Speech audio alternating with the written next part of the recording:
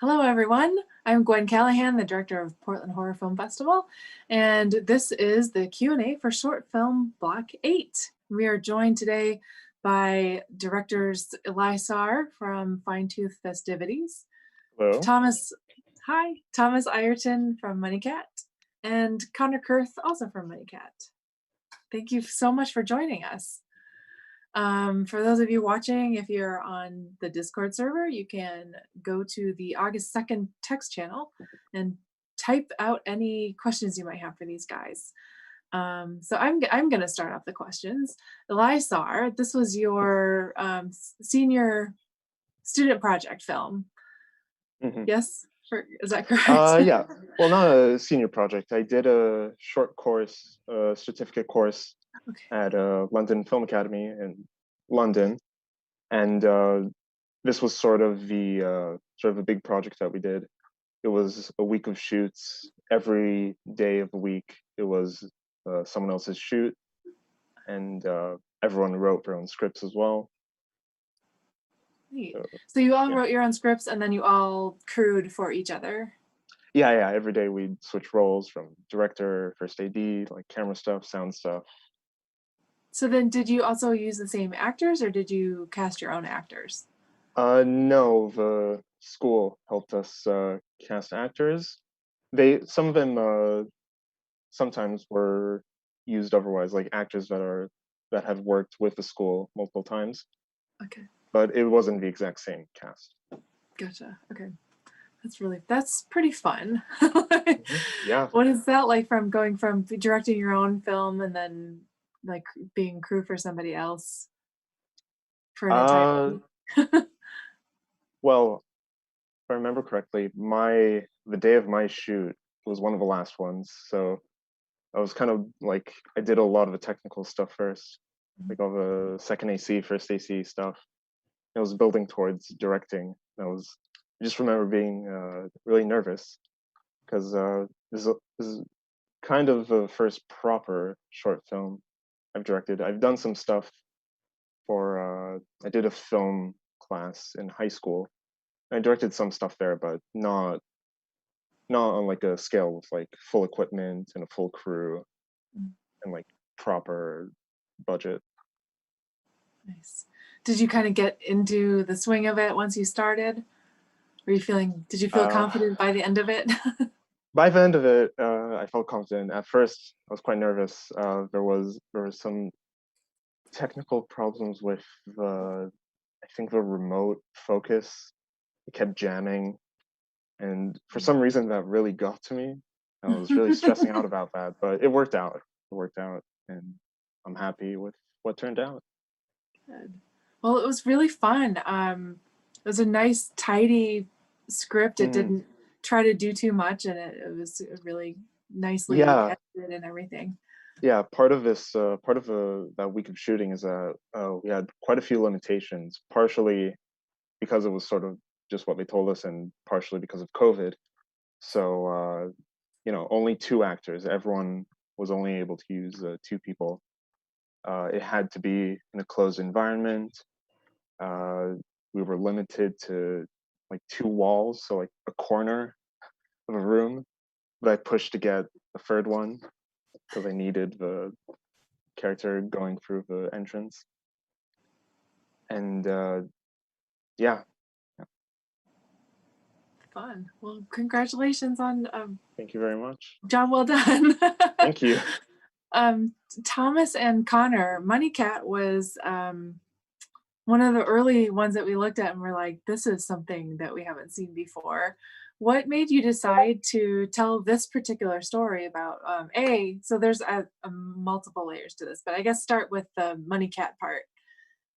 Yeah, well, when I was growing up, so I was born and raised in Tokyo, and my mom was really into like all those beckoning cats, and we had a ton of them in our home, and that just always that image of those money cats always lingered in my mind, and like I broke one before too, and I was like, wow, if I hope there's like no curse behind this or anything, and whatnot. So that just kind of like stayed in my mind. And with my co-writer Jen O'Malley, we sort of created like this mythology behind the money cat, the beckoning cat, and then we brought on Connor as our co-director, and we sort of further developed out that idea and kind of create the scariness of it all. Yeah, and going off that, like, I just thought the idea was so cool of taking that, motif of the little money cat statue. It's something so benign, and yet it's kind of ominous if you like stare at it for too long. And so you could throw it into like any scenario and make it, turn into a grim situation. And it's kind of fun to play with. Yeah, it was interesting too. I really liked the aspect of the don't ask, like you can't ask for something, or when you get it, there's a terrible price that's paid Yeah, afterward. so Thomas, I guess like you keep them around for good fortune, but if you ask it for too much, it's like that's when it gets dicey. Yeah, that was the whole concept behind it. I mean, there's no, if you look into the money cat, there's no like, oh, if you wish too much, something's gonna happen. But obviously, we just created that in this world. It seems plausible though. Whenever people watch it, they're like, "Now we're not going to wish too much." So we're helping society by curtailing greed. Okay, excellent.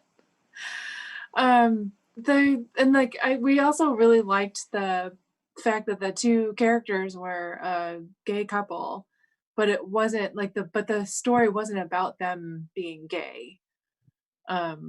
And that we just thought that was a nice touch. Is that something that you try to put out in your work? Is that a recurring theme for you? Yeah, so this is something I like explicitly mentioned when like taking the project was something I love seeing is like gay representation in stories where we see ourselves represented in genres and stuff, but the story doesn't revolve around them being gay or anything. It's just like an element that's in there. And it was so important to us, especially in the horror genre, because a lot of films that we've seen in the past, it revolves around some about their sexuality and like their horror and whatnot. And we wanted to move away from that, and really, it's just about a couple going through this crazy money cat, horror story. Mm-hmm. And it was also nice having the two different cultural backgrounds for the characters. The one Asian, one Latina. Is that also something that you knew that you wanted to have in the film, or? Yeah, we wanted to keep it very diverse, and I thought especially since we filmed this in LA too, so that culture is there, Latinx, and when we also had Mary Carmen Lopez as an idea for our star to star in the film. So we also wrote around her and her background, and she also was great because in our table read she would add some of her, lines and whatnot that really added to the character. Yeah, and we were just as diverse behind the camera in the crew as everyone on camera was, so that was cool. Yeah, that was excellent. Is this your first horror film, or have you made other horror films? This is my first, yeah. But I mean, I think we're both fans of the genre. Well, and also we also do comedy, and I think what's great about comedy and horror is all about timing, right? So like comedy is about getting the right beat and the lines and hitting all the comedy notes, and then horror is also just about timing. So I think there's a lot of similarity between the two. Mm-hmm. Definitely. Let's see, there's some chat in the window over here. Let's see. I think you answered this one. Kirby Toad DK asked, the money cat holds a particularly benevolent place in Japanese folklore. And what made you decide to put a harrowing spin on it? Was that mostly just from the leftover, like, oh my God, from breaking it? From breaking my mother's money cat. I mean, and I think that's the idea with anything. It's like, with Chucky, it's like you're taking a kid's doll, something benign, and making it malevolent. So that could be like, it's a motive with horror in general. And let's see. Oh, in terms of representation, Amber said in the chat that she wants to say thank you for putting a character with a chronic illness in your film. They have rheumatoid arthritis and often think about themselves as a filmmaker and think about writing in characters with chronic illnesses like her. So thank you for that. Yeah, we It's, wanted it's to be aware of all of the things that people we know about and the things that we don't see on screen, and it's just so important as filmmakers to. I mean, representation really matters. So Right. And health, health is wealth, and yeah. definitely. What are some other things that you brought to the shoot in terms of ideas for, like, did you have an idea in mind of like your sound design and your locations or your color grading? Because like Fine Tooth Festivities has got this really nice kind of deep drenched color grading to it, and Money Cat is much more naturalistic. when we went sort of location scouting, we found this like perfect townhouse that just added the element of horror, and we wanted to build around the film around that as well. And I don't know if we've like added like little Easter eggs too, because the number 4 in Japan is considered like the bad number. Like it's considered 13 here in the United States. Okay. So the apartment number was like 443, and then that 4 like remained around the apartment. So yeah, we kind of just like incorporated all that together. And Connor can sort of like talk about how we use like the practical lights and shadows that we had to create for the Money Cat, because we didn't use any CGI or After Effects for those. I mean, and just a note about the location and stuff was the idea was just make it like a typical LA neighborhood, make it like you're finding creepiness in the ordinary, and this could be anyone on any street on any block in any city, really could happen to anybody. How about you, Eli? How was your production design? How did that go? Well, since we couldn't use any locations or any exteriors or whatever, we had to use the school's on-set studios. So luckily, they had a lot of furniture and props, and we tried our best to make it look like a living room. And the night before, me, my AD, and my cinematographer, we were just putting stuff together on the bookshelf and trying to find a way to stick the painting up on the wall. And I'm sorry, what was the other part of the question? Oh, I just was curious about things like the sound design and the way sound design. visual things. Yeah. Well, post-production was a little tricky because a week or two after we filmed it early December, and a week or so later in the UK, there was a new lockdown, and that kept going for quite a number of months. And we were meant to come back to do post-production on campus in January, but that couldn't happen. So everyone had to do post on their own film at home, and I'm not a very big fan of the sound part. Like in terms of working on it, I just never clicked with it, and I find it quite difficult. But yeah, I just wanted to make it a little eerie with sort of muffled traffic in the background, give it some ambiance, and I guess the big sound part is that the shot when it zooms in on Anna at the end. We hear the hacksaw going. I didn't want to just have like usually in horror movies. I mean, obviously when it's a hacksaw going through someone, it's like squelching, like bloody noises. But I decided to to get a noise of a hacksaw cutting through steel just made me cringe more. Okay. And yeah, and I think it worked out. Yeah. What was the so I mean the story is kind of the typical, like the guy comes home and the girlfriend's like doing something, it's like, oh whatever, don't make a mess. And Yeah. um what made you decide to write that story? Like was it the mainly the limitations of the number of actors and the space that you had? Yeah. Well, since we got the brief going over the limitations of what we could write and what we could do, I set aside any ideas I had for like a story I already wanted to tell for a while, and I had to rack my brain on, okay, what's something that I could do that works for, a 2-page script. And recently, before writing, I was watching. I think like it was around Halloween. Halloween was over, so I was watching a bunch of horror movies.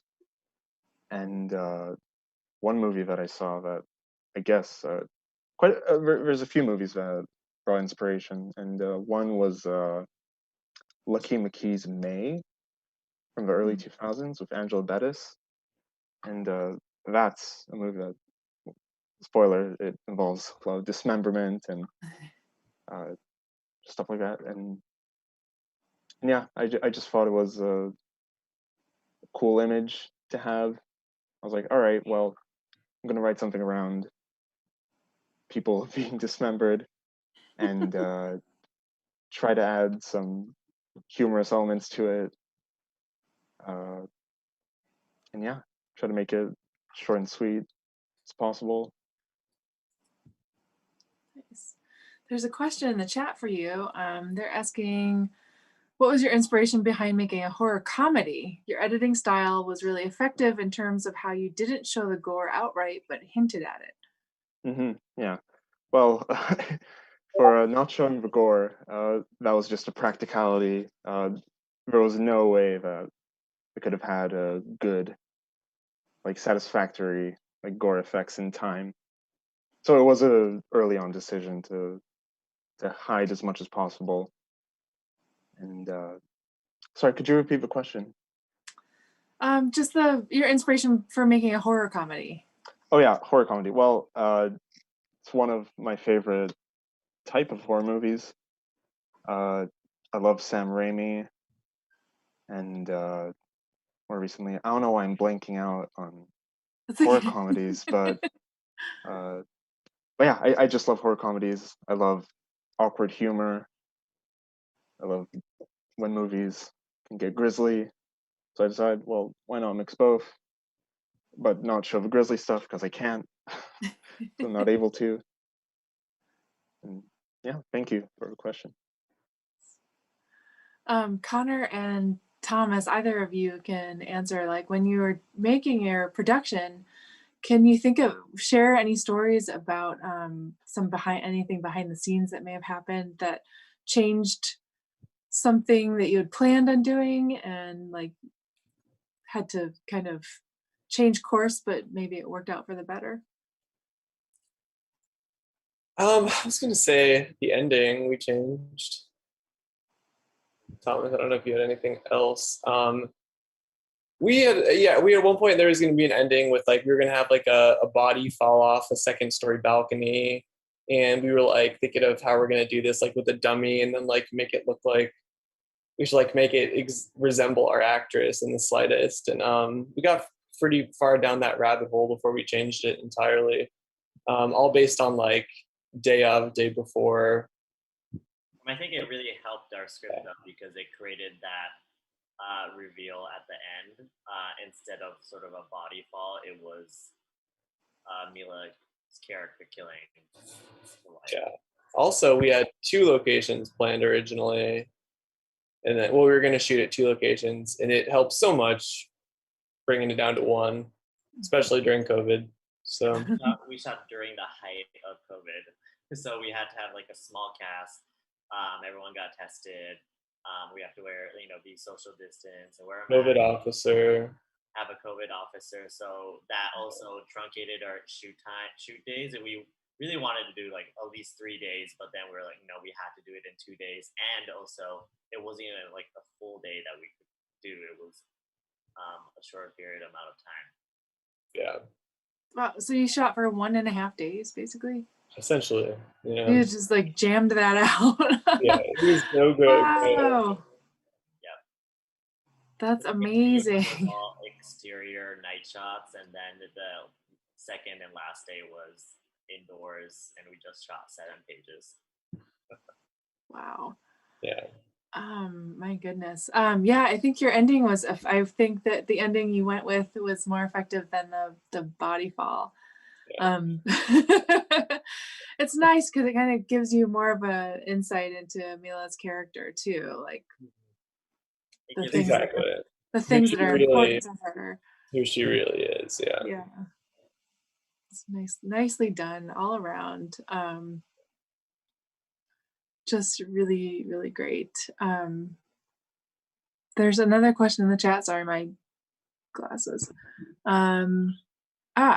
For each of you guys, what was the first horror movie that made an impression on you and maybe inspired you to want to sink your teeth into the genre? Should I go first? Sure, Okay. you go first. Well, being a bit younger, growing up around, 21st century,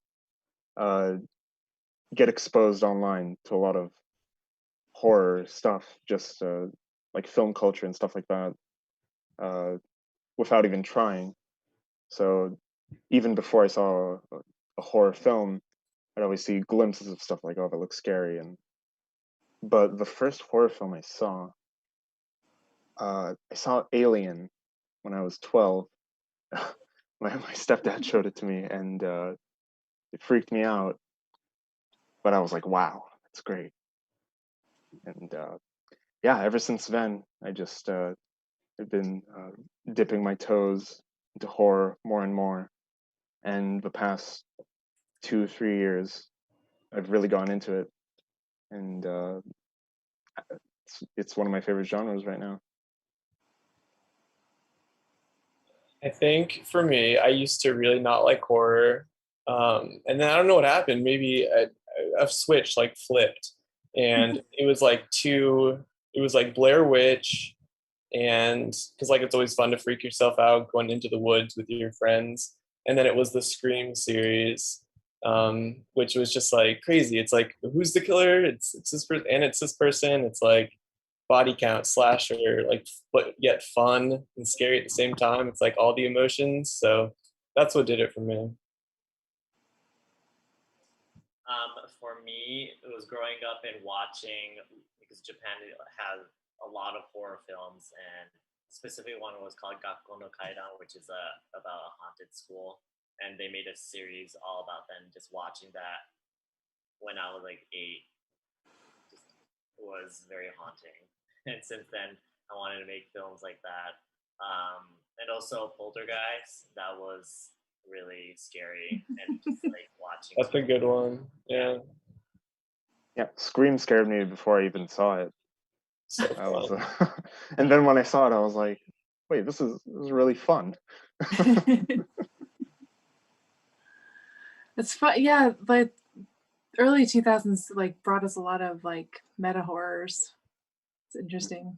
I think most of the people that I know that are into horror were exposed to a horror film by some family member at an age that was really too young.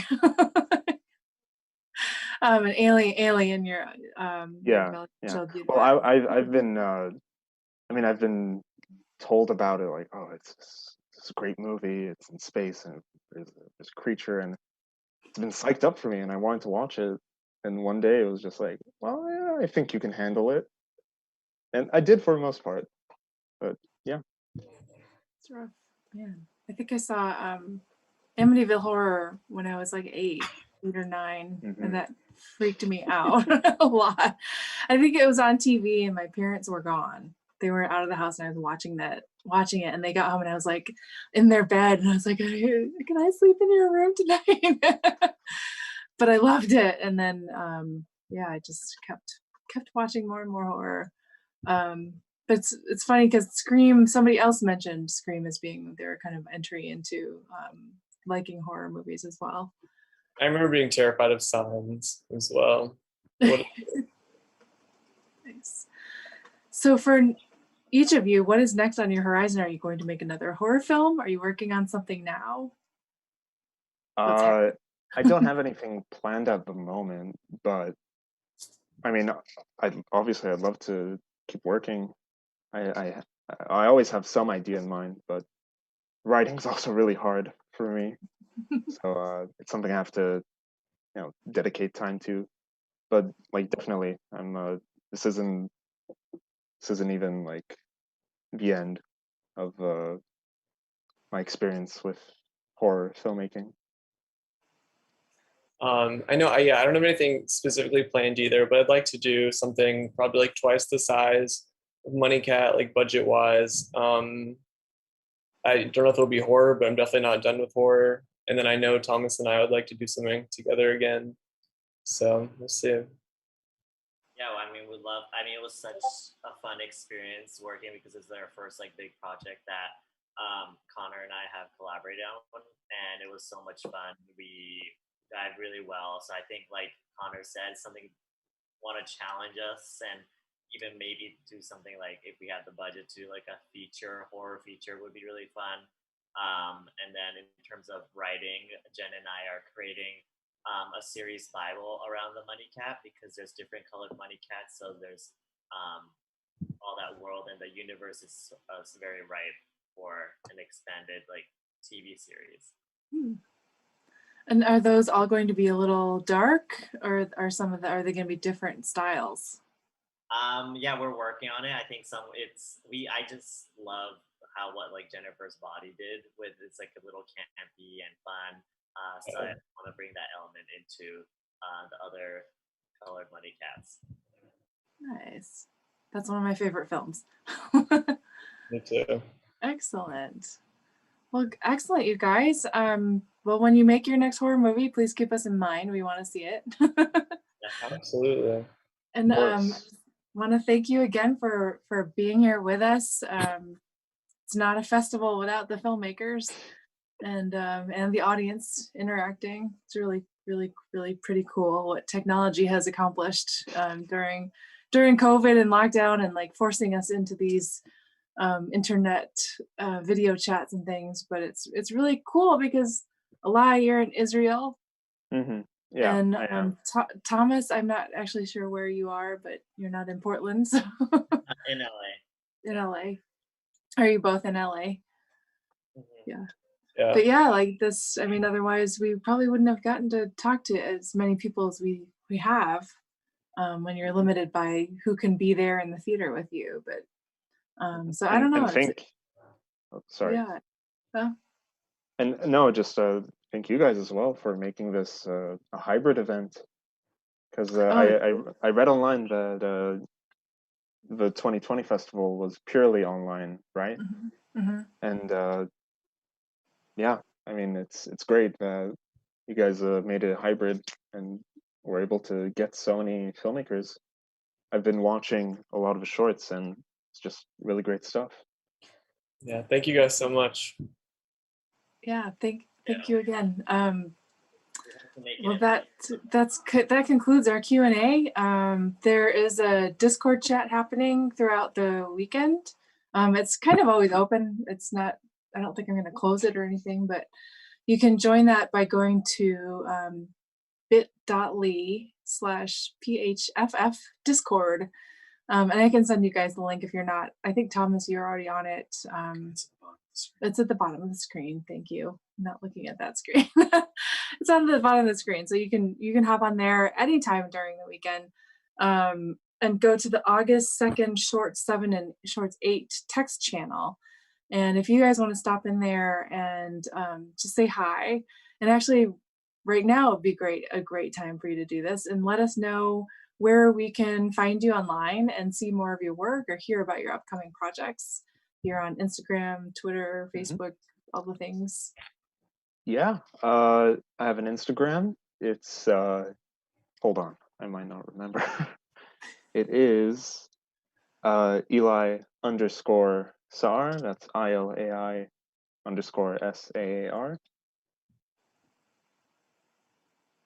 Cool. And Thomas? Yeah.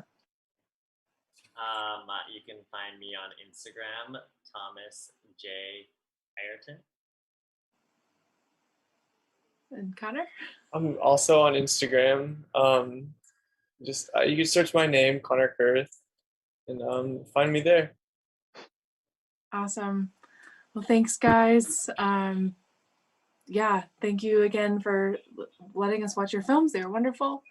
And with that, audience, we will see you tomorrow for Shorts 9 and Greywood's Plot. Both of those will have filmmaker Q&As afterwards. And we will see you then. Thanks. Thanks, guys. You guys, bye. Bye.